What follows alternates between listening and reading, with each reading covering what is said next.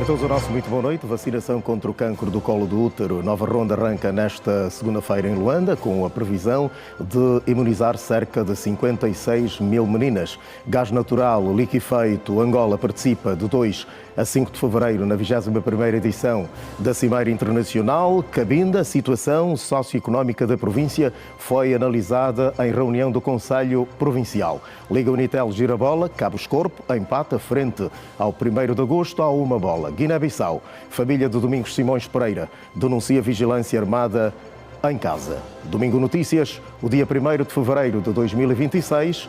Bem-vindos à Atualidade.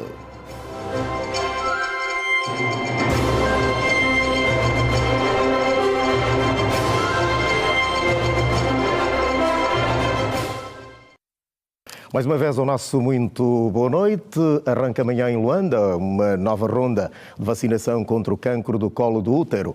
O processo terá duração de 15 dias e prevê imunizar cerca de 56 mil meninas dos 9 aos 12 anos de idade.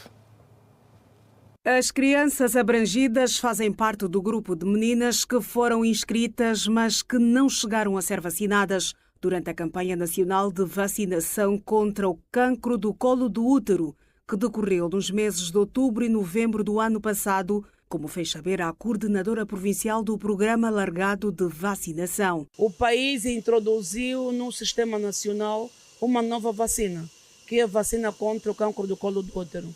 E, claro que realizamos uma campanha nesta fase, de 27 a 7 de novembro, e onde Luanda havia planificado vacinar aproximadamente 560 mil crianças dos 9 aos 12 anos.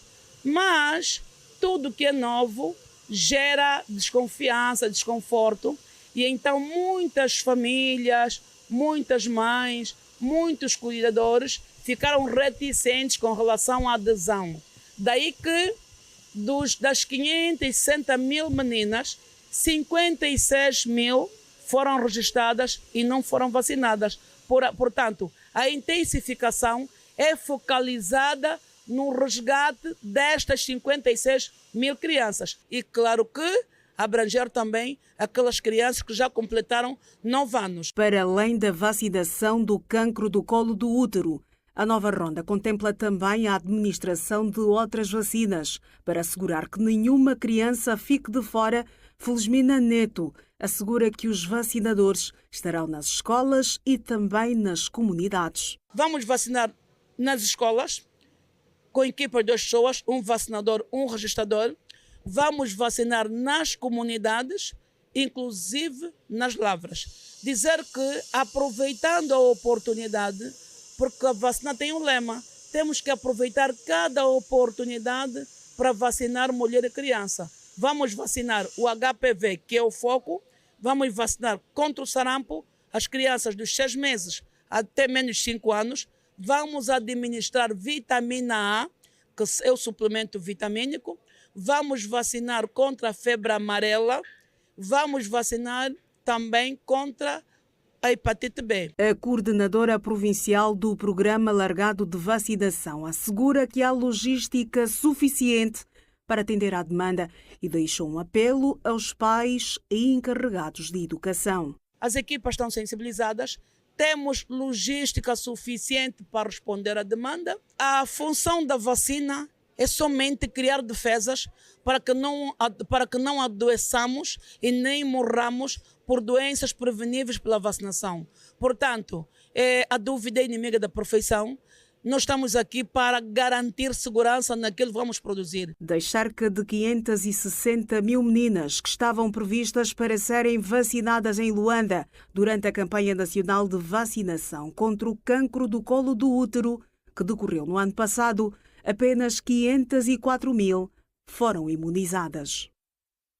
Olhamos agora para as denominadas placas em Luanda, lugares de concentração de jovens que ganham espaço nos últimos anos. É que para muitos jovens são vistas, portanto, estas placas como escapatória para o desemprego. Mandela Silva visitou alguns desses lugares aqui em Luanda.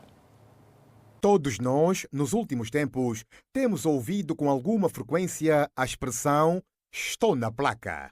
O que significa? É uma expressão que tem viralizado em Angola, que é um local em que muitas vezes com aglomerado de pessoas que se dedicam em determinadas atividades e não só, como é o caso da placa Tela do Cumbão, que está organizada, fazem reuniões matinais e são remunerados diariamente os prestadores de serviços por estarem a lotar viaturas, como nos conta o porta-voz da placa, João Quindanda. O dia a dia de um lotador aqui nessa placa não é fácil. Por quê? Não é fácil porque é mesmo muito trabalho. O sol começa no corpo do lotador e acaba no corpo do lotador e é muito sofrimento. Porque aqui é onde sai o nosso ganha-pão e tínhamos que fazer mesmo esforço. Se não fizermos esse esforço, aguentar esse sol, acabar aqui de cima do nosso corpo, então não temos como levar o pão para a família em casa, porque nós sobrevivemos desse trabalho. Conseguimos sustentar nossas famílias lotando o carro. Aqui no bairro da Avó começa a paragem Rotas Congolense e Casquel. Rotas Congolense e Casquel. Nós organizamos as viaturas coluna por uma. Tiramos uma viatura, todos os passageiros... Seguidamente, coluna por um, vão para uma viatura, aquela viatura encheu, vai vir outra, vai vir sucessivamente assim, e assim até o fim do dia, que é 19h30, nosso horário do fecho, largamos, ainda mesmo assim começa o turno da noite, que começa às 20 horas até às 23. Aqui, cada lotador, tiramos mais ou menos 7.500 kwanzas por dia. Mauro Henriques diz que com o pouco que ganha na placa, no final do dia, tem ajudado a sustentar a sua família e só o faz por falta de oportunidades de emprego para não enveredar na vida da delinquência. O meu dia a dia é o normal, corre dos passageiros, sobe dos taxistas. Lembro da remuneração que vem por parte que nós recebemos a partir dos nossos líderes. E provavelmente isso pode variar entre 1.500 a 2.000 kwanzas. Fora do dinheiro do mata-bicho e o almoço que temos direito. Na placa do Kazenga, por exemplo, denominada A Tranquilidade da Tropa, Fernandes Mendes diz que com o aparecimento das placas foi possível tirar muita gente da delinquência e da prostituição, o que tem servido de sustento para muitas famílias. Nós fazemos trabalho de táxi.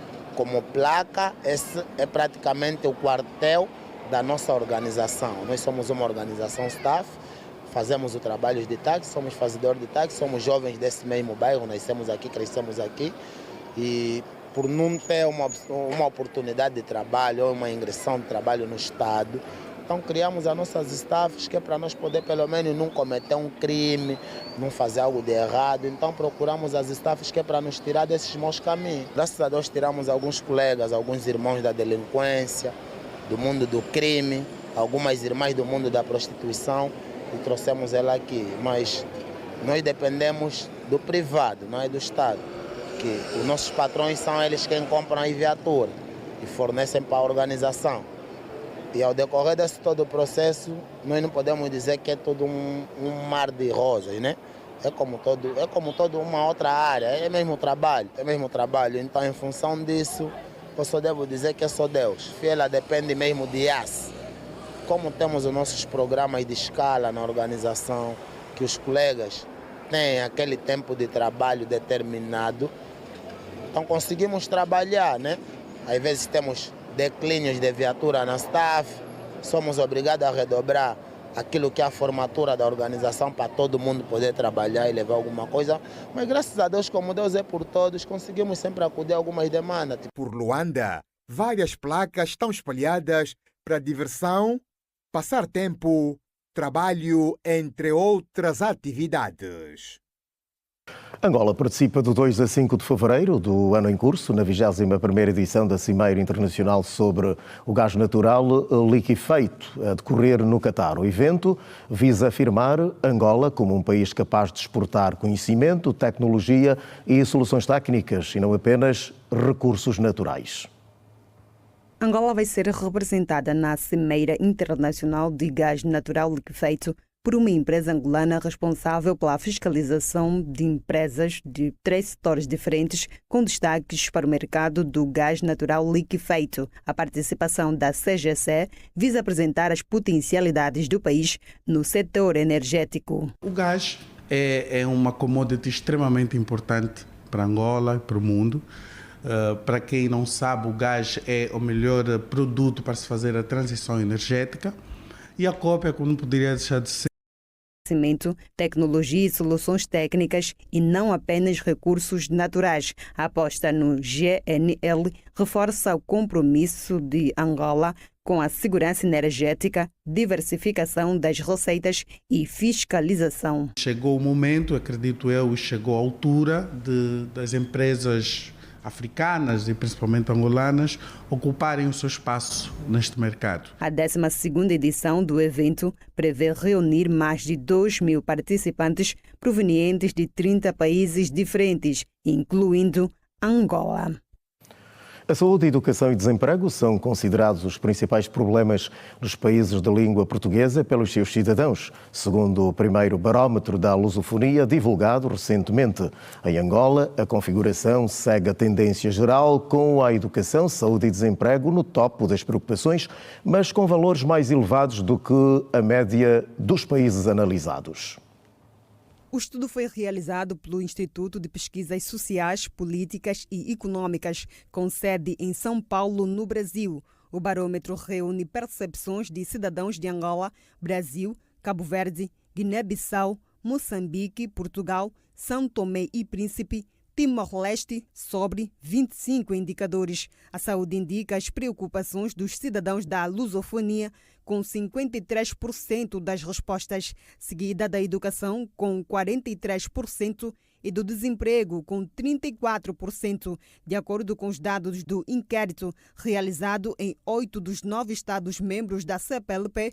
O estudo não abrangiu a Guiné Equatorial, o 9º membro. A pesquisa aponta ainda 57% da população dos países inquiridos não está satisfeita com o funcionamento da democracia, excepto Timor-Leste, com 75%, e Portugal, com 61%, onde a maioria dos entrevistados declara estar satisfeita. Na maior parte dos países analisados, os resultados indicam níveis elevados de participação eleitoral declarada, mas nem sempre refletidos nos indicadores de votação de facto. Em média, 63% dos inquiridos afirmam que votam sempre e 13% que votam na maioria das vezes, enquanto 11% declararam que votam raramente e 9% que nunca votam. Em Angola, a configuração segue a tendência global, com a educação, saúde e desemprego no topo das preocupações,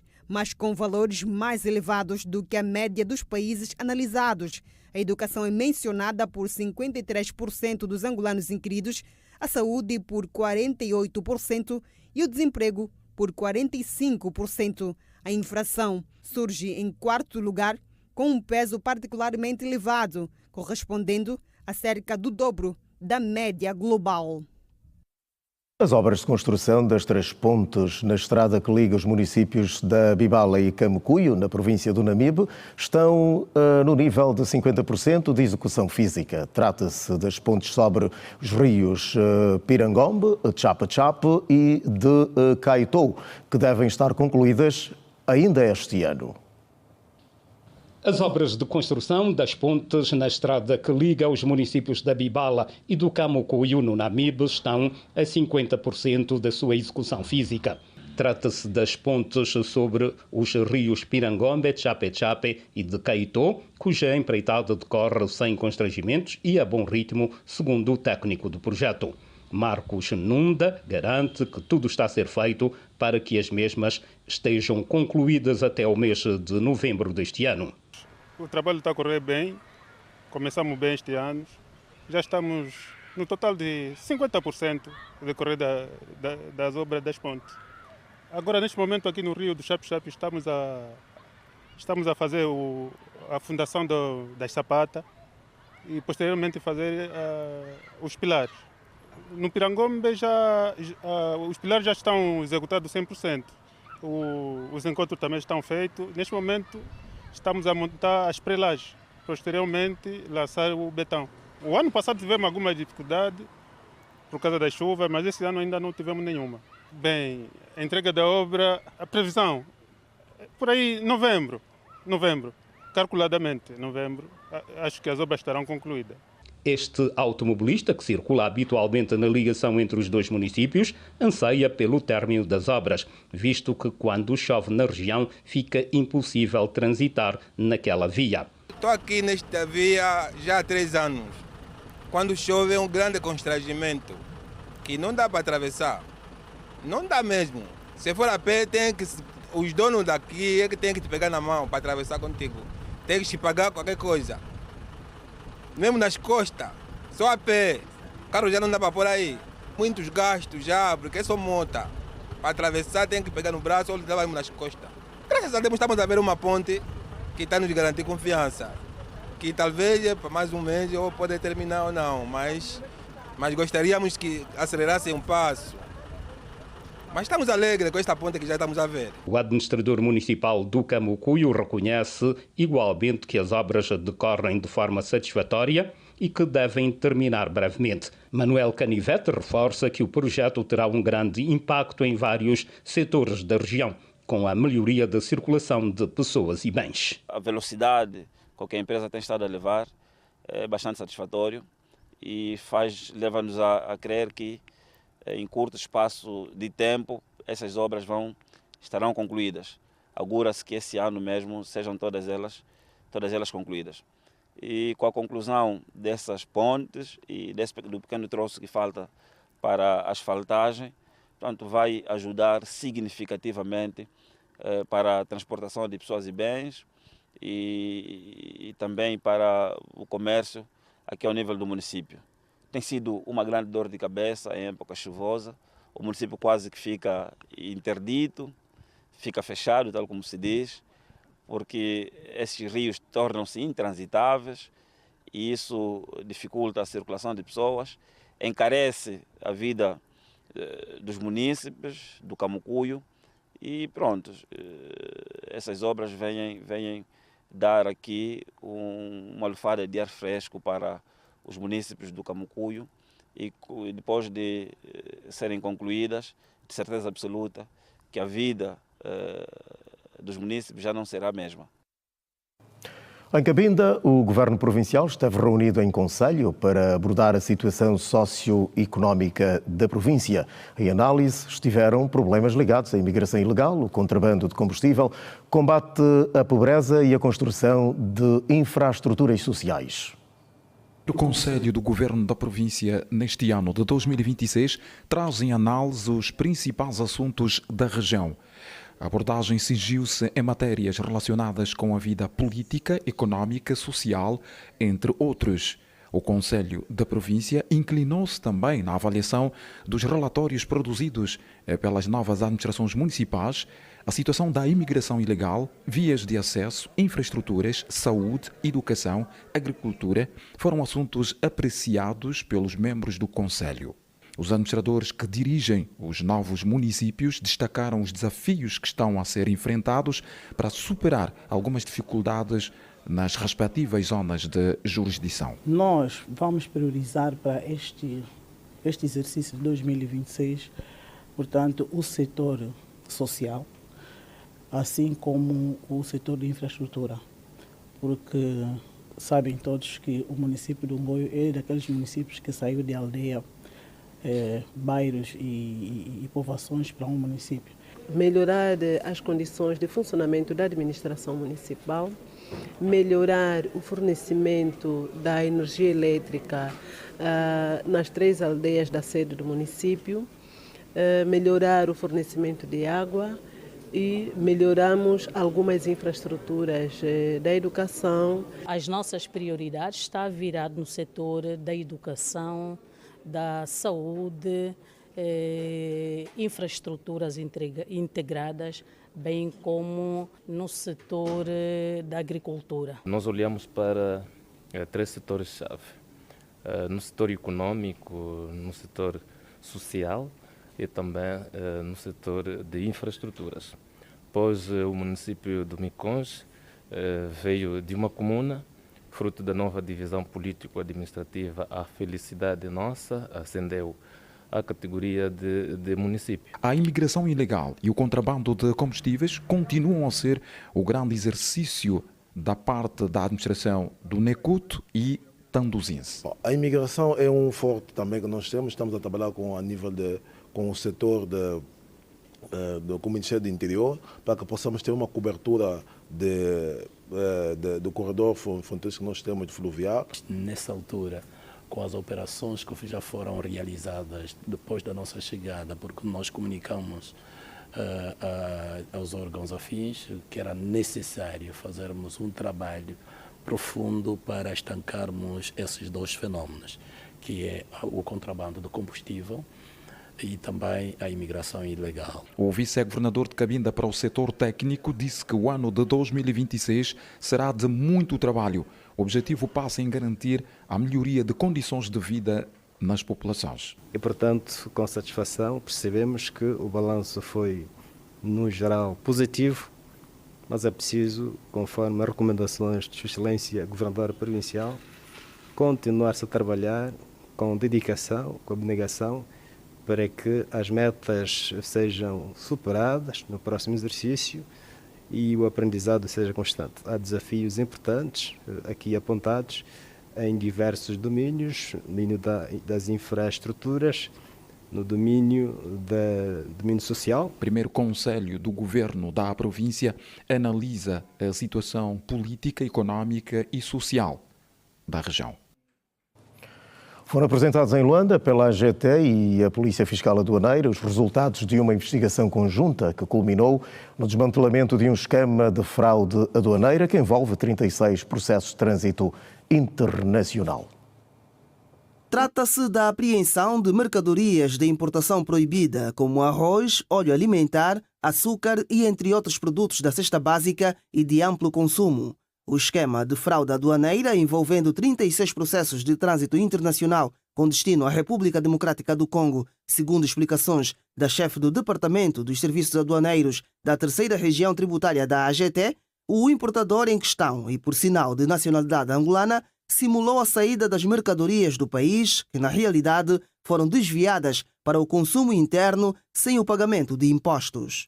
Trata-se de uma ação conjunta entre a Administração Geral Tributária e a Polícia Fiscal Aduaneira, que no âmbito do controlo das mercadorias que são tramitadas no regime de trânsito aduaneiro, apurou a existência de um esquema fraudulento perpetrado por um determinado importador, que introduziu mercadoria no consumo interno sem o cumprimento dos procedimentos legais. Isto que nenhum procedimento, em manifesta violação, portanto, às normas também do trânsito aduaneiro. Estamos a falar dos 36 processos de uma quantidade equivalente a 110 contentores. O que não reflete o que aqui vocês verificam, uma vez que quando nós localizamos a mercadoria, uma boa parte dela já havia sido introduzida no comércio. De acordo com os documentos de suporte e aquilo que se consegue verificar aqui, estamos a falar de produtos de amplo consumo, produtos da cesta básica, não é? De grão, de óleo, de massa, arroz. Portanto, são esses produtos que foram aqui comercializados. Carla do Prado, que descreve o esquema perpetrado pelo importador para fazer chegar a mercadoria até a RDC, esclarece que a aplicação das penalizações pode passar por multas ou pena de prisão. A mercadoria passa por Luanda, pela delegação aduaneira do Porto de Luanda, saem dos terminais em causa. Estamos a falar destas mercadorias, saíram de 4 terminais diferentes e têm destino então à República do Congo. As penalizações previstas são aquelas que vêm no Código Geral Tributário, portanto o próprio Código define a aplicação de multa ou pena de prisão. Tudo vai depender da juíza ou do juiz. Entretanto, o subcomissário António Pedro, chefe do Estado-Maior da Polícia Fiscal Aduaneira, garante que a Polícia Nacional vai continuar a investigar o caso para se apurar outros possíveis cidadãos envolvidos no esquema fraudulento de importação de mercadorias. Julgamos que deve ser uma rede muito grande e o trabalho da polícia não parou. Ainda que seja amanhã julgado o processo, sentenciado, mas que vamos continuar a trabalhar. Contudo, eu te deixo aqui um alerta de que os despachantes, os transitários e todos aqueles interessados a operar nesta cadeia de comércio internacional devem ter em conta que a Polícia Fiscal Aduaneira e a AGT estará sempre perto para saber o real destino das mercadorias. Os armazéns com as respectivas mercadorias foram localizados e encerrados há sensivelmente 2 meses no município de Viana, numa ação conjunta entre a Administração Geral Tributária e a Polícia Fiscal Aduaneira. Aconteceu em Luanda a consignação das obras de reabilitação das infraestruturas integradas da urbanização Nova Vida. A empreitada está orçada em cerca de 280 milhões de euros e inclui as vias de acesso, saneamento básico, o sistema de drenagem pluvial, entre outras. As obras terão a duração de 2 anos. Vias esburacadas, águas residuais na estrada, falta de iluminação pública. Esta é uma realidade que está prestes a tornar-se passado na urbanização Nova Vida. Daqui a 2 anos, a página estará virada. Aconteceu nesta terça-feira em Luanda o ato oficial de consignação dos trabalhos de reabilitação e requalificação da urbanização Nova Vida no município do Quilambaquiache, em Luanda. O arranque da empreitada vai começar na rua 63A. Ouvi o relato na rádio, por acaso fiquei contente, né? Porque isso não só vai beneficiar o morador do projeto Nova Vida, e que a gente vai poder andar à vontade e vai evitar com que cause muitos danos nos carros. Porque uma das coisas que causa danos no carro é as estradas, principalmente quando chove. Podiam perguntar, mas por que vamos começar por exatamente este cruzamento? Se me perguntarem quem vive nesta rua, não sei, não faço a mínima ideia de quem vive nesta rua. Por que vamos começar por esta rua? Tem uma razão de ser. Ali vai passar um coletor tronco que vai absorver todas as águas que vão dar a etar. Então daí a escolha desta rua não é um mero acaso, mas sim fruto do estudo que foi feito, e então vamos começar a intervir nesta zona.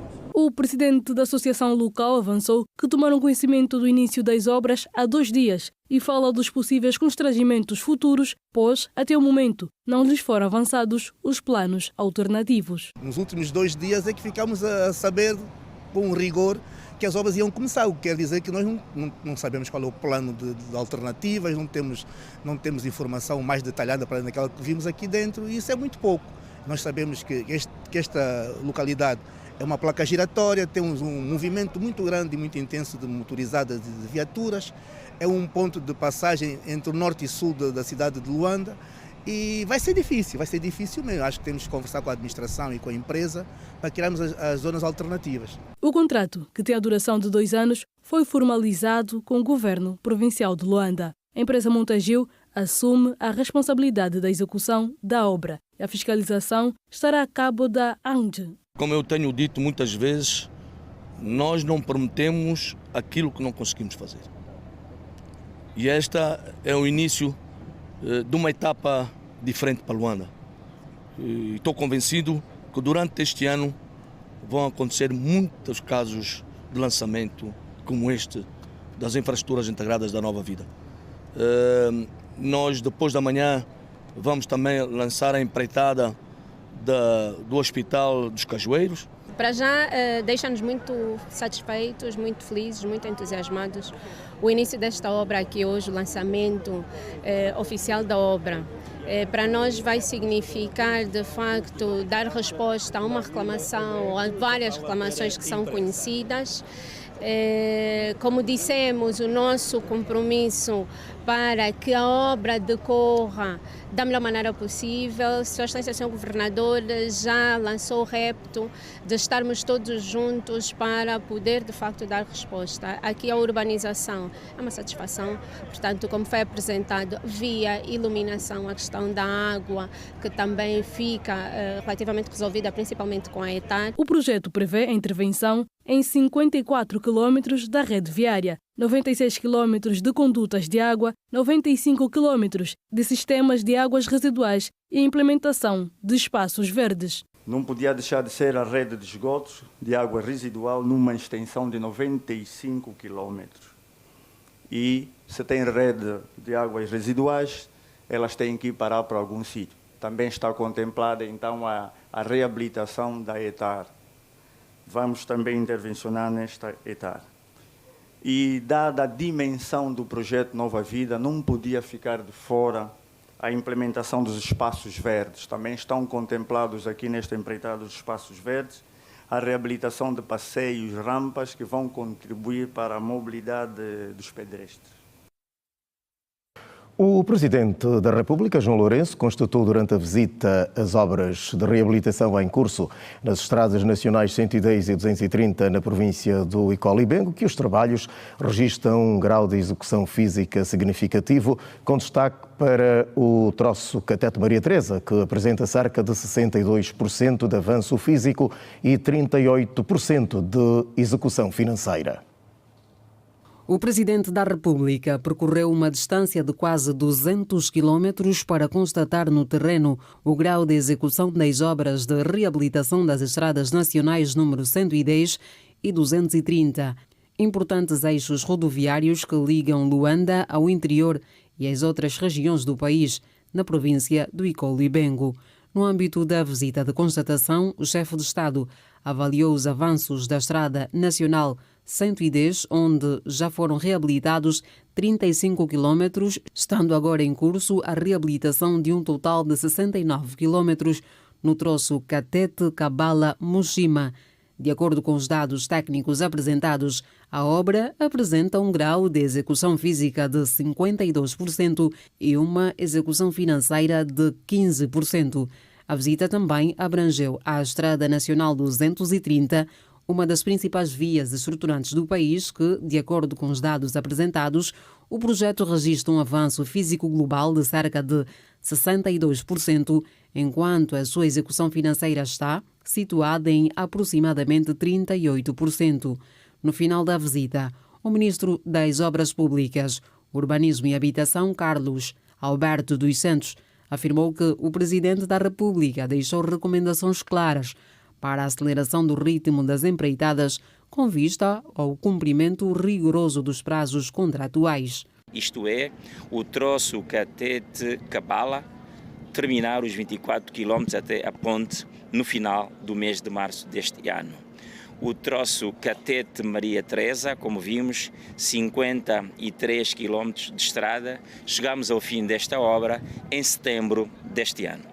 Esses são os grandes marcos que ficam de uma visita histórica, como nós dissemos, que serviu, acima de tudo, por um lado, para poder deixar precisamente as orientações técnicas, resolver alguns assuntos que só se resolvem em campo, com outros órgãos, para se fazer uma obra pública.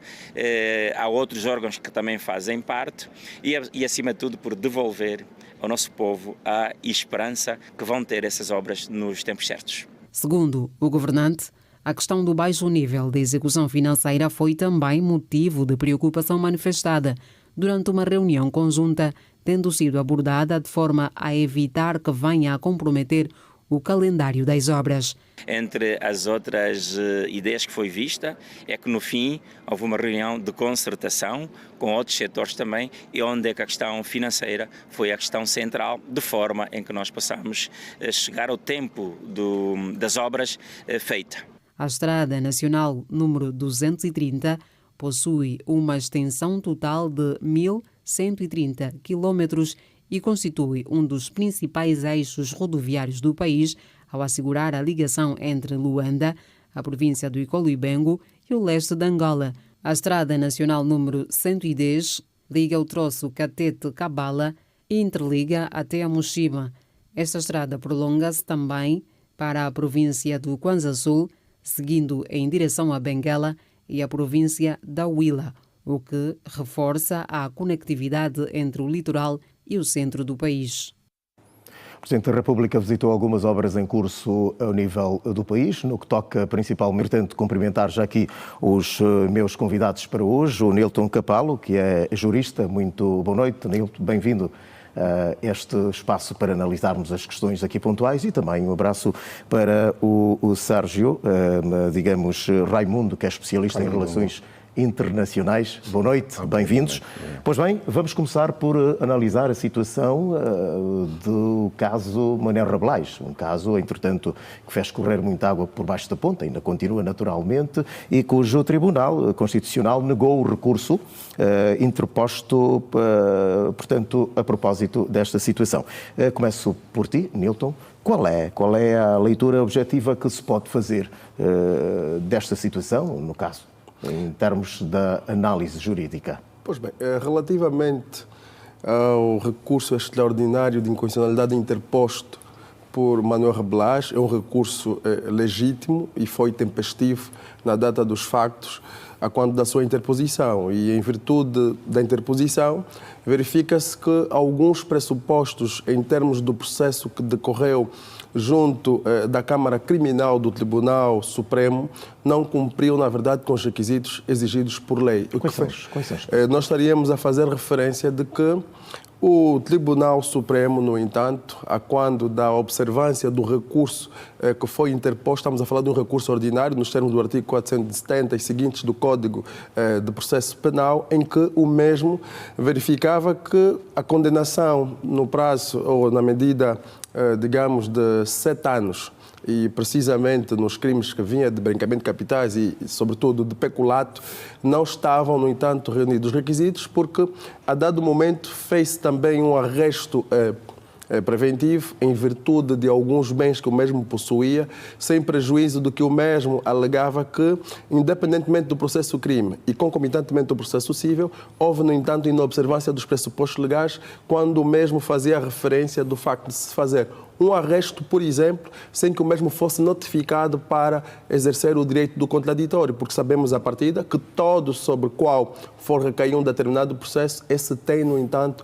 aqui o direito de se manifestar. E se nós olharmos o artigo 264 do Código do Processo Civil, este, no entanto, vem definir o princípio de dispositivo, que faz referência que o impulso processual incumbe às partes. Logo, se contra Manuel Rebelaas foi, no entanto, intentada uma ação, este, por seu turno, deve, no entanto, se pronunciar, segundo o que define o artigo 29º da nossa Constituição, que faz referência sobre o acesso ao direito e a tutela jurisdicional efetiva, que todos devem necessariamente beneficiar de um processo justo e equitativo, sem que os pressupostos sejam ignorados. E olhando só para terminar, e olhando nesta perspectiva, o que é que nós vamos verificar precisamente neste processo? É que, de facto, foi feita uma apreensão de bens sem que, para o efeito, o mesmo fosse beneficiar de um processo. Ou seja, quando se fez o repatriamento, ele ainda não tinha sido alvo de um processo, o que até certo ponto viola-se aqui o princípio da presunção da inocência, porque o artigo 67, número 2 da nossa Constituição, quando nos fala sobre garantia do processo constitucional, vem, no entanto, fazer referência que situações similares a estas, presume-se inocente todo cidadão até ter sido julgado. E a questão que se levanta é, como foi possível se fazer o arresto dos bens que era a pertença do mesmo e, por sua vez, não lhe ser aqui concedida a possibilidade de ser considerado inocente, o que veio a posterior, no entanto, se afirmar, sem que nós possamos aqui ignorar o facto de que esse recurso ainda é susceptível de uma apreciação. E, claro, enquanto tiver a decorrer e se vierem, de facto, novos elementos, nós podemos aqui ter uma situação que vai se inverter. E é nessa perspectiva que não julgava ele conveniente que o Tribunal Constitucional também se pronunciasse nessa perspectiva, porque, segundo a peça que foi apresentada, era na ordem de 208 páginas e que, segundo o Tribunal, a mesma não estava em conformidade, estava carente do rigor técnico e jurídico para que o Tribunal se pronunciasse nesses termos. Mas, como diz a velha máxima do próprio direito, demos factos que eu lhe dou o direito, o que pressupõe dizer que caberia ao Tribunal, no âmbito do seu poder discricionário, olhar se de facto estão preenchidos os requisitos e que aquela que foi a reclamação feita ou apresentada em sede do recurso estavam dentro dos meandros da própria lei e não se demarcar como se fosse o facto dele ser obrigado rigorosamente a fazer, no entanto, aqui jurisprudência, que é uma competência exclusiva do próprio Tribunal e que, por seu turno, acredito que aqui deveria ter alguma ponderação no que define o próprio artigo 49 da Lei Orgânica do Processo Constitucional. Nilton, vamos ouvir também o Sérgio Raimundo. O que é que tem Sérgio Calunga. Pois, desculpa. O que é que tem a nos dizer a propósito deste caso? Eu acho que, fugindo, sobretudo, de toda essa argumentação jurídica, técnico-jurídica, que se pode dizer, até para tornar mais simples para os nossos telespectadores, eu penso que haverá, em função da decisão do Tribunal, haverá dois posicionamentos de princípio, né? O questionamento de base é o seguinte: Manuel Rebelaas terá razão no sentido de, mais palavra, menos palavra, o que ele está a dizer é que a sua prisão ou a sanção que lhe está a ser posta é injusta, porque não se cumpriram determinados pressupostos que estão até previstos por lei. Este é um pouco o seu posicionamento e o Tribunal achou que não. Eu acredito que o lado positivo é que é sempre bom que num país como o nosso, um país que se pretende ser democrático de direito, os cidadãos tenham direito às várias instâncias e fazer todos os recursos e usar os mecanismos que têm. Este é o lado bom. O lado menos bom é que se isto não é, se as decisões dos tribunais, ainda que são autónomos, independentes e soberanos, não são suficientemente explicadas, até porque Manuel Reblas, o caso Reblas faz parte de uma série de casos nesta cruzada contra a corrupção que ocorreu efetivamente no país, provavelmente vai dar força àquela posição das pessoas de que provavelmente a justiça está a ser instrumentalizada. Então eu acho que haverá na sociedade dois argumentos principais. O segundo, e a favor do Manuel Reblas, é a ideia de que talvez não cumprindo os pressupostos terá ocorrido uma injustiça sobre eles. Outros é o princípio do qual o Estado vem aqui reafirmar a sua autoridade perante as pessoas que prevaricaram. Portanto, eu acho que, na verdade, daqui a dias, eu sempre digo, a precisão vai no adro, vamos continuar a ver e a assistir discussões à volta deste caso. Pois bem. Nilton, o que é que se pode esperar? Qual é o desfecho que se pode adivinhar deste caso? Bem, deste caso, a situação eventual de uma possível reapreciação, porque o recurso que foi, no entanto, alvo e objeto de um recurso, passo aqui a redundância, extraordinário de inconstitucionalidade, pode dar lugar a um recurso extraordinário em sede do próprio processo penal. E se de facto ocorrer nesses termos, estamos a dizer, se surgirem novos elementos de prova, conforme define o artigo 145 do próprio Código de Processo Penal, poderá, no entanto, se fazer uma reapreciação. E se for o processo reapreciado e essas situações estiverem devidamente esclarecidas, naturalmente que o posicionamento do Tribunal Constitucional, do Tribunal Supremo, vai de facto alterar, muito embora temos estado a olhar com alguma tristeza, posso assim dizer, porque às vezes demarca-se ou se observa que estamos a marcar passos a nível da própria justiça, mas em contrapartida observamos também recuo, porque as decisões acabam sendo muito superficiais e às vezes não vão no cerne da questão, porque em algum momento não se consegue perceber o envolvimento de um processo cível para um processo crime e depois termos os desfechos que se tem, porque na verdade temos estado a falar com alguma frequência em sede do Jornal do Domingo e dos demais meios de informação, que seria fundamental que quando se fosse fazer a justiça não se olhasse quem fosse de facto a pessoa, mas olhar o que é que a norma define, quais são os mecanismos que devem ser utilizados e não se precisa ter pressa de querermos fazer uma sã inteira justiça quando os pressupostos não estão reunidos. Uma justiça com medidas adequadas?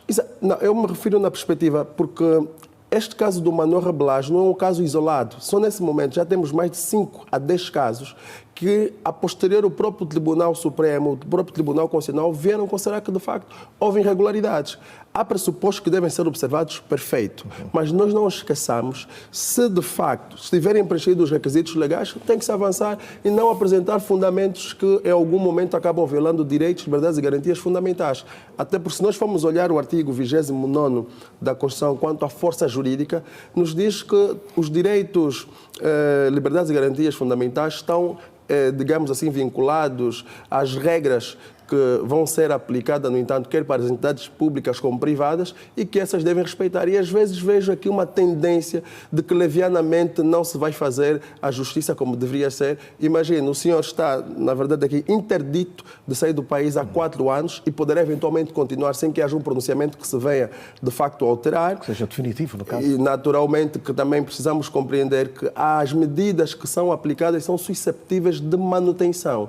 E se há recurso a tramitar, com a interposição de um recurso, pressupõe dizer que não há uma decisão definitiva e este pode beneficiar de uma outra medida. O que os mandatários têm há um tempo esta parte, fazer referência, e não acredito que seria o mais sensato fazer, passo aqui a expressão, deboche, por exemplo, daquele que foi o posicionamento dos próprios mandatários, quando se faz referência, por exemplo, da ausência técnica, mas alguém que chega num Tribunal Supremo, num Tribunal Constitucional, com o nível e o rigor que se impõe, eu acredito que não seriam essas causas de ter declinado, porque conforme já aqui fiz referência, quer as partes e quer o próprio tribunal têm mecanismos e meios próprios de aferir se de facto está ou não. Porque a questão que se coloca foi o que dizia o meu colega de painel, era saber de facto se há ou não razão ou necessidade de Manuel Rabelais interpor? Isso de facto houve, por que não olhar o processo se cumpriu ou não com os pressupostos? Fala-se, por exemplo, do princípio da violação da ampla defesa, o princípio da igualdade em termos de tratamento, igualdade de oportunidades que foram sonegadas, que até certo ponto vão levantando situações como essas. E naturalmente, enquanto não ocorrer um pronunciamento ou pronunciamento diferenciado do próprio tribunal, Manuel Rabelais vai se encontrar nesta posição e espero eu que, quando for feita a reapreciação, possa beneficiar daquilo que muito clama. Não estamos a dizer, nem estamos a fazer aqui uma advocacia de que está no todo certo e de que deixou de cometer e não seria responsabilizado, e as pessoas devem, de facto, ser responsabilizadas. A lei é para todos, como se diz. Efetivamente. Muito bem, vamos agora olhar para a suspensão de julgamento do caso AGT.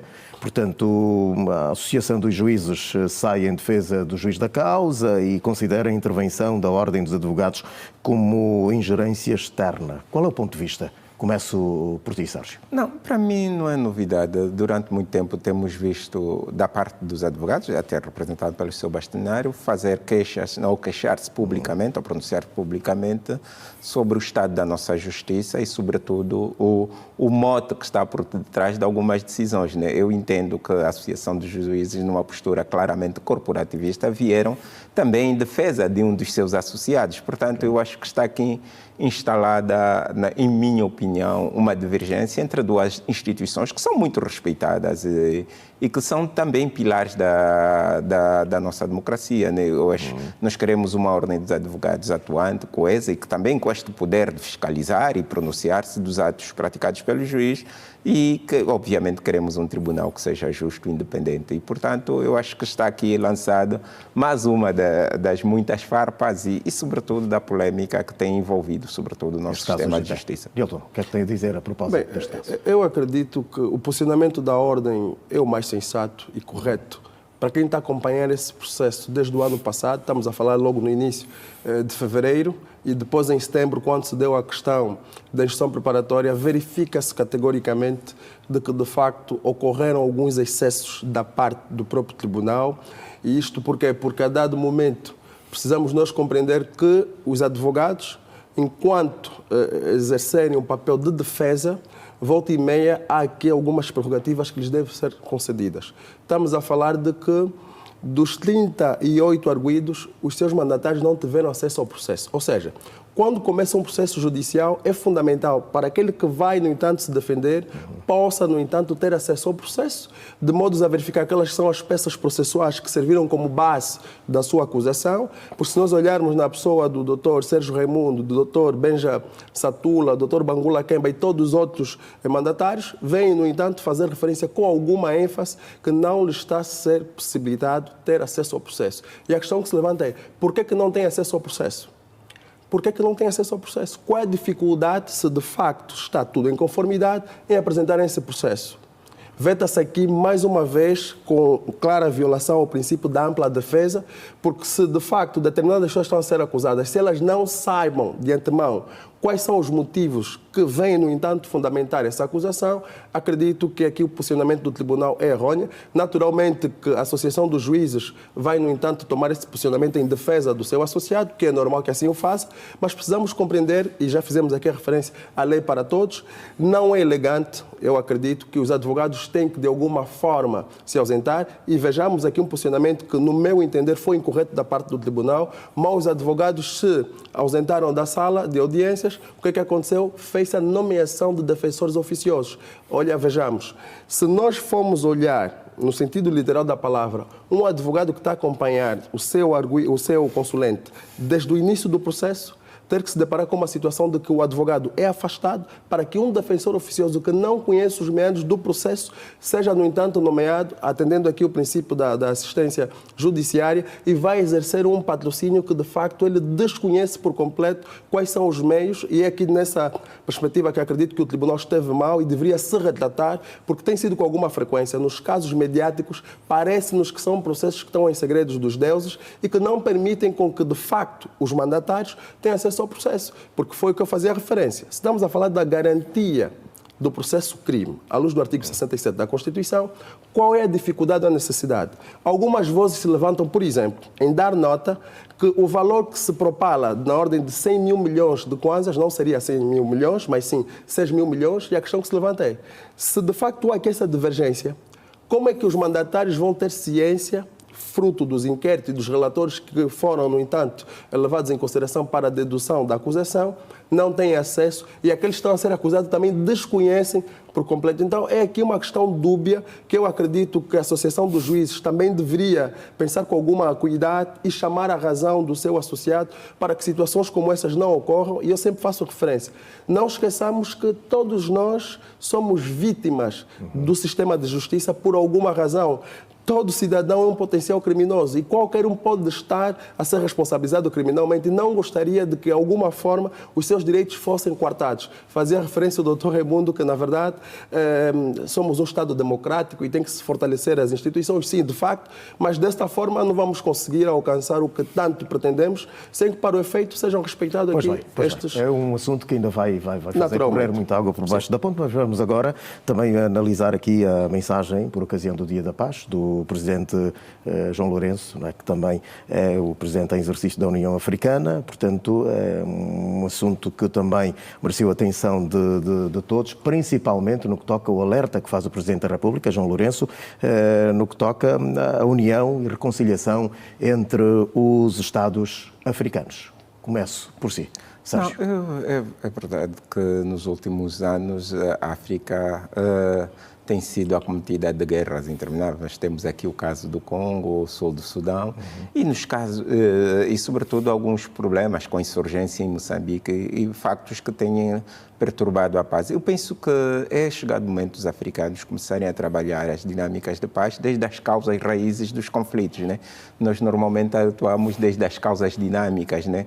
Tentamos olhar para a ponta do iceberg e não naquilo que são as causas raízes dos problemas. E as causas raízes dos problemas são bem identificadas em África. São as injustiças, a fragilidade dos Estados e a pouca capacidade que muitos Estados-nações hoje africanos têm de satisfazer as necessidades dos seus cidadãos. E, portanto, eu penso que é por aí onde devíamos começar a construir uma paz que seja duradoura e sustentável e não necessariamente esta luta permanente pelo simples calar das armas sem que os aspectos estruturais sejam resolvidos. O exemplo mais concreto é o Congo Democrático, né, que com pouca circunstância pensamos que assinar um acordo de paz em Nova Iorque iria levar automaticamente à paz. Aquilo era um ato de pura ingenuidade, afinal de contas, os elementos que perpetuavam aqueles conflitos não foram pura e simplesmente resolvidos, né? Acho que foi por ingenuidade, sobretudo capitaneada pelo presidente Donald Trump, pensar que ou assinar um acordo. O papel aceita tudo, mas a realidade era muito bem diferente no terreno. E, portanto, eu acho que compete ao Presidente da República, como fez, apelar à paz. Angola tem, de facto, do ponto de vista moral, se quisermos assim considerar, tem argumentos de razão para falar de paz, até porque nós vivemos uma guerra atroz e nós, melhor do que ninguém, sabemos o que Milton, é isto. Como é que analisa esta mensagem do Presidente em exercício da União Africana? Bem, é uma mensagem bem dada e seria fundamental... Principalmente a recomendação, no Efetivamente, é fundamental e eu acredito que quando faz referência o Presidente João Lourenço sobre a questão da reconciliação, é fundamental porque nós não vamos conseguir alcançar os objetivos preconizados sem que, para o efeito, possamos estabelecer aqui alianças firmes e fortes, porque, na verdade, sou eu apologista de que, a nível do continente, deveríamos nós, enquanto africanos, estendermos a mão uns aos outros e, sem prejuízo de nós ajudarmos a superar as dificuldades que temos estado a vivenciar a nível do próprio continente.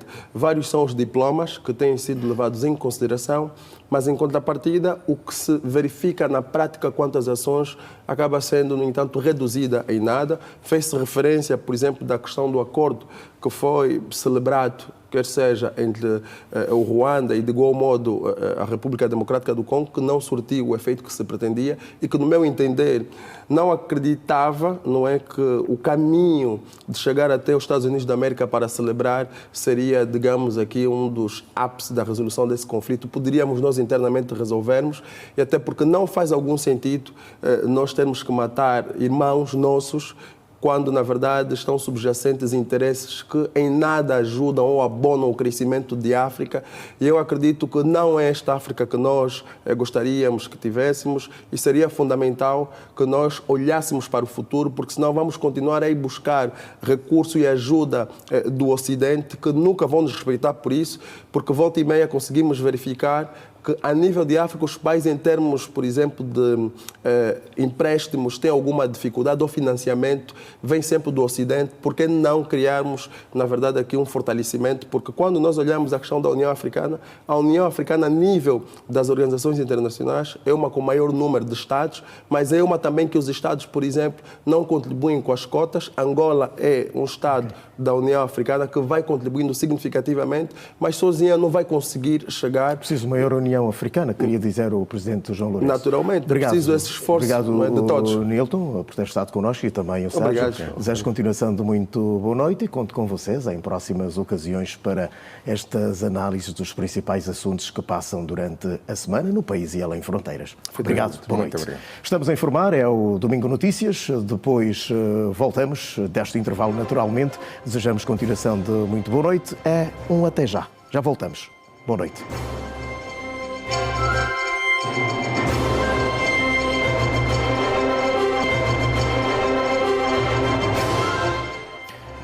Mais uma vez o nosso muito boa noite renovado. Estamos de volta depois do intervalo e agora para então analisarmos as questões do desporto.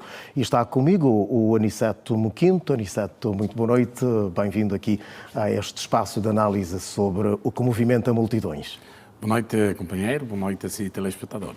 Pois vamos começar por analisar a situação o jogo que aconteceu entre o 1º de agosto e o Cabo Escorpo de Palanca. Afinal de contas, repartiram os pontos, houve um empate a uma bola. É verdade, um clássico, um derby da capital que terminou na repartição de pontos de duas equipas que a esta altura têm aproveitado bem as últimas jornadas. E, por seguinte, 1º de agosto, que até aqui é a única equipa invicta a nível da nossa prova, depois de jogadas 3 jornadas, num jogo bastante disputado, de parte a parte, esperava-se, pelo momento que as duas equipas estão a atravessar, e aqui dizer que o Cabo Escorpo tinha a obrigação de fazer um pouco mais, por conta da sua posição a nível da tabela de classificação, e o fez, e muito bem. E no finalzinho, o 1º de agosto, mesmo em desvantagem, tem-se dito que o banco também joga. E Felipe Zanza esteve bem, conseguiu mexer bem na sua equipa e no finalzinho do jogo conseguiu aquele golo que fez com que a equipa militar não saísse derrotada pela primeira vez nesta época desportiva, num jogo em que senti também que houve um dedozinho da arbitragem. E aqui, mais uma vez, chamar a atenção ao Conselho de Arbitragem. Em que ponto é que se refere a este dedozinho de arbitragem? Houve alguns momentos em que o árbitro acabou por assinalar coisas que favoreciam mais o Cabo Escorpo do que o próprio 1º de agosto. E houve um erro, inclusive, em que se a bola entra, há um segundo golo para o Cabo Escorpo, seguramente o 1º de agosto não teria chegado à igualdade. E o árbitro acabou por fechar os olhos, não assinalando aquela situação. E o fiscal de linha também, no enfiamento da jogada, acabou por não levantar a bandeirola. E se aquela bola termina na baliza, claramente teria saído o 1º de agosto prejudicado. Por isso, eu penso que o Conselho de Arbitragem tem feito um grande trabalho por via do seu presidente. É preciso, nesses jogos, responsabilizar mais ou dar maior responsabilidade aos árbitros que são chamados para atuar em jogos desta dimensão. Luanda City, portanto, perde por 5-0 frente ao Ilhete. O que é que tem a dizer em relação a esta partida? Uma goleada. Um Luanda City que vai agindo de 8 a 80, de 80 a 8. Repare que no reinício desta girabola, depois da paralisação, perdeu em casa diante do Sagrada Esperança, mas no jogo a seguir foi ao Luena vencer num terreno difícil por 3-1. E a jogar em casa, é verdade que estamos a falar de um jogo diante do vice-campeão, o Ilhete, mas esperávamos que o Luanda City City desse alguma luta, fizesse alguma moça ao vice-campeão, mas acabou goleado em casa, num resultado que penso que não dignifica aquilo que é a imagem do Luanda City. Mas o Williette não é culpado disto, vinha de uma derrota também, precisava dar provas de que a equipa está viva, está ativa, ainda vai continuar a lutar para o título, e para tal tinha que vencer o seu jogo. E venceu por 5-0. Esses 5-0 não valem só 3 pontos, porque inclusive valem o facto de reduzir a diferença pontual também para o segundo classificado, com o 1º de agosto, que acabou por empatar. Os tricolores, no caso do Petro de Luanda, não é? Empatam a 0 bolas na recepção ao Stade do Mali. Bom, permita-me, antes mesmo de irmos para esse jogo, dizer que nesta jornada também o Interclube... Refere-se ao Girabola. Exatamente, do Girabola. O Interclube conseguiu dar um safanão na crise de maus resultados, conseguiu uma vitória diante do São Salvador. É verdade que não saiu da zona da linha d'água, continua, mas uma vitória importante que de alguma forma pode dar algum conforto ao Interclube para os próximos jogos. Pois, vamos então agora olhar para o Petro e o Stade Maliana. É verdade, um Petro de Luanda que fez um resultado não bom em casa. Os empates em casa nestes jogos, neste tipo de competições, nunca são bons. Em casa, normalmente, pede-se que a equipa faça os 3 pontos. Não conseguiu, empatou, mas aqui é preciso dizer que é um resultado que complicou as contas do Petro Luanda, mas não comprometeu, na medida em que os seus próximos adversários, que no caso o Simba da Tanzânia, que já vai poder receber essa equipa na próxima semana, e também o Esperança de Tunis, com quem vai fechar, entre si acabaram partidas a não perder. Exatamente, acabaram por empatar a 2 bolas. Isso, de alguma forma, continua a alimentar as possibilidades matemáticas do Petro continuar em prova. O Petro continua a depender de si para estar na próxima fase. Basta, no entanto, vencer agora o jogo na próxima semana diante do Simba e na última jornada e tentar vencer ou, no mínimo, fazer um empate diante do Esperança de Tunis. Obrigado, Aniceto Moquinto, por esta análise aqui ao nosso futebol. Desejo continuação de bom domingo. Boa noite. Obrigado. Ok. Chineses celebram hoje em Luanda a chegada do Ano Novo Chinês 2026, o Ano do Cavalo, com uma feira cultural marcada por música, dança tradicional e uma montra gastronómica que reforça a convivência e amizade entre os dois povos. A Fernanda Gonga acompanha o ato a partir da Marginal de Luanda. Junta-se a nós para mais informações. Fernanda, muito boa noite. Como é que está o ambiente aí fora?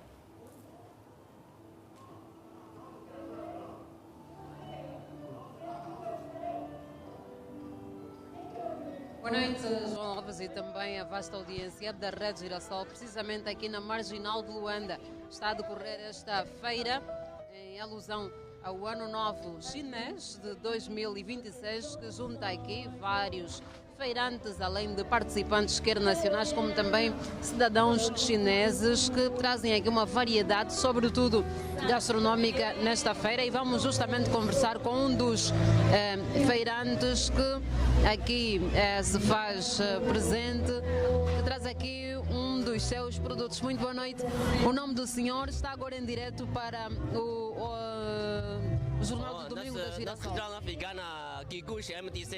Tem buffet, sim, tem muito bom comida chinesa. O que é que o senhor traz aqui para esta feira? Não entendo bem. O que é que trouxe para esta feira? Que tipo de alimentos?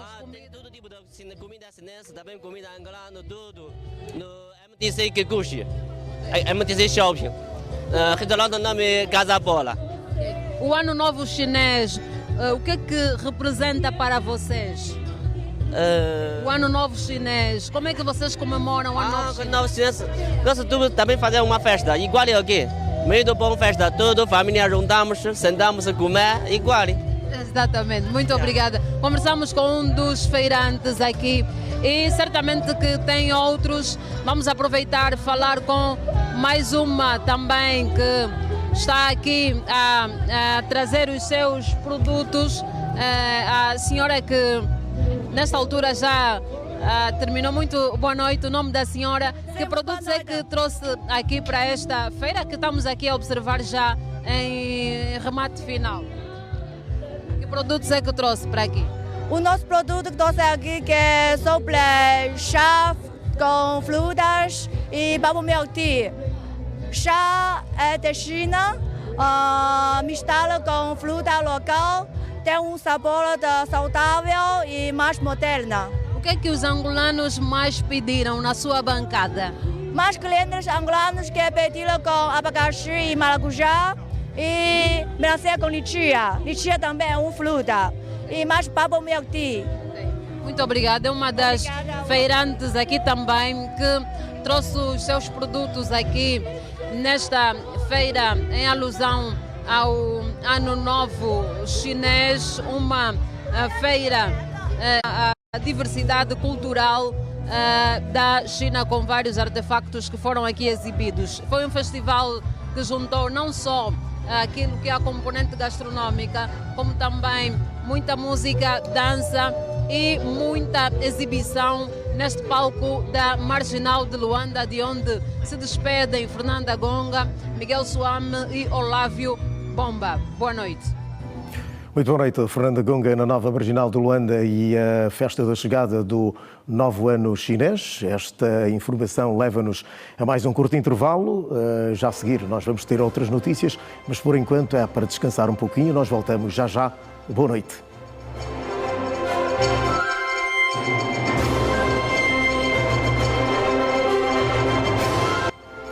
Estamos de volta com a informação para dizer que o braço feminino do MPLA reiterou neste sábado a necessidade da organização política estar cada vez mais unida face aos desafios do presente e do futuro. As declarações foram feitas durante o ato que marcou neste sábado em Luanda o encerramento das festividades do 10 de janeiro, o dia da fundação da OMA.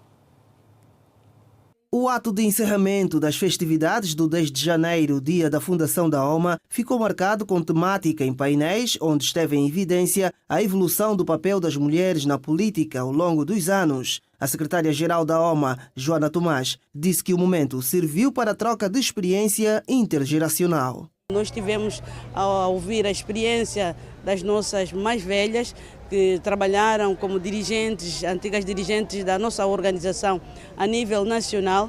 Tivemos no mesmo painel a camarada Aurora Junjo, que durante muito tempo foi secretária-geral adjunta da OMA. Tivemos aí a experiência de duas jovens mulheres, uma está em Talatona e outra está na Comissão de Disciplina e Auditoria do Comitê Provincial da OMA.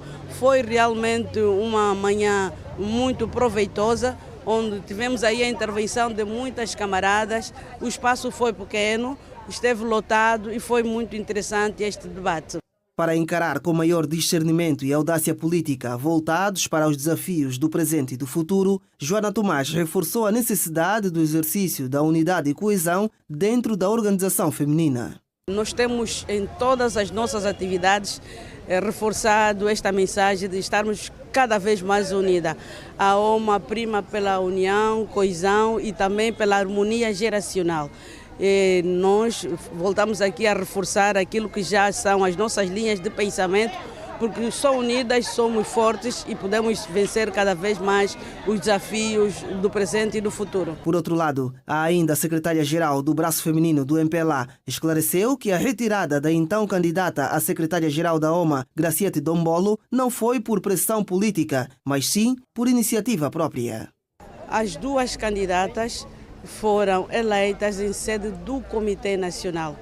Cada uma delas sabia quais eram as bases gerais, foram informadas dos critérios para concorrer e a candidata que retirou a sua candidatura conhecia muito bem os estatutos da organização e do MPLA e quero aqui reafirmar que ela não foi obrigada a retirar a sua candidatura. Ela retirou a sua candidatura de livre e espontânea vontade por iniciativa própria, assim como o fez quando colocou a sua candidatura para concorrer. Não houve pressão, mesmo porque ela teve o aval do Comitê Nacional da OMA, que foi o órgão que elegeu as duas candidatas e elas estavam prontas e receberam também a anuência do Bureau Político para partirem para este terceiro período que seria da campanha eleitoral. Ela não partiu para a campanha eleitoral, retirou de livre e espontânea vontade a sua candidatura. de referir que o ato de encerramento das festividades dos 64 anos da OMA teve lugar na sede nacional da organização feminina e contou com a representatividade das militantes de diversos pontos de Luanda e do país adentro.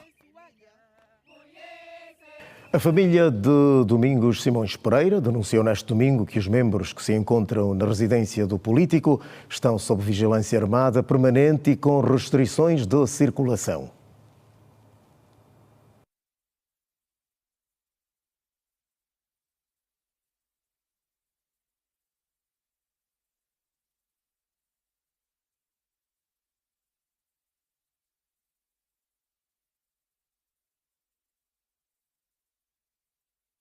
Uma matéria que vai poder acompanhar nos próximos espaços informativos aqui da TV Girassol e assim também terminamos este nosso Domingo Notícias referente ao dia 1º de fevereiro do ano 2026. Muito obrigado pelo carinho e a vossa e sempre aprazível atenção dispensada. O encontro fica marcado para uma próxima oportunidade.